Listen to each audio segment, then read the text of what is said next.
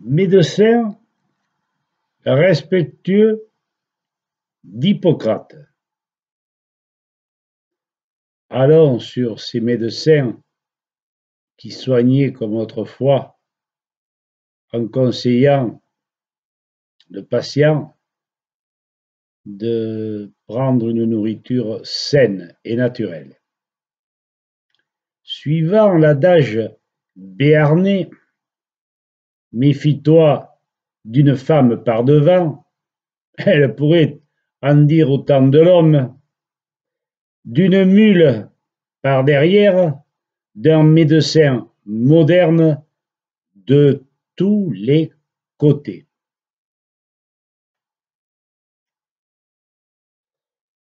N'apprécions pas que nos anciens, à partir de 60-65 ans, traînent la patte, soient lâchés par leur cœur, leurs membres, leurs yeux, et se sentent condamnés alors qu'ils sont, reconnaissons-le, couverts de traitements fort coûteux. Les causes de leurs maux sont simples. Durant toute leur vie, du pain au blé chimique, de l'huile extrudée à chaud, à coups de produits chimiques tels le trichloréthylène, des conservateurs, des colorants, j'en passe. Une nourriture non issue de leur jardin, d'une agriculture respectueuse de la plante et de l'environnement.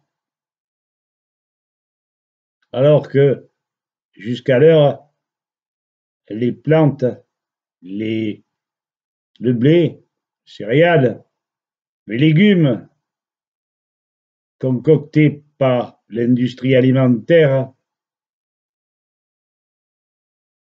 devraient être abandonnés. S'ils préparent leur soupe, les malheureux salent à la cuisson, oxydent le sel et qui va se déposer dans des parties actives. Trop de viande industrielle, peu de légumes, trop de féculents. La reine d'Angleterre n'en prend pas de féculents. Enfin, un corps qui ne renouvelle pas ses cellules, privé de vitamines et sels minéraux. Alors, remplacement des rotules, du bassin, enfin bref, un homme de synthèse. Pour finir, des toubibs avec pour remède antibiotiques, corticoïdes, merdicoïdes. Ils ne doivent pas être dans les mains des labos.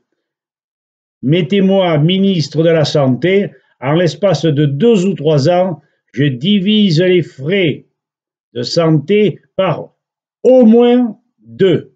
Voilà ce que j'avais à vous dire ce matin.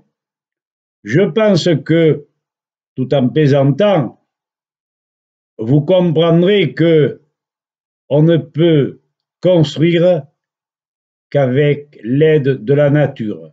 Le grand bâtisseur l'a toujours voulu et nous n'avons rien à branler du grand bâtisseur. Eh bien, nous payons maintenant. Les amis, bonne journée et au plaisir, dit Biban.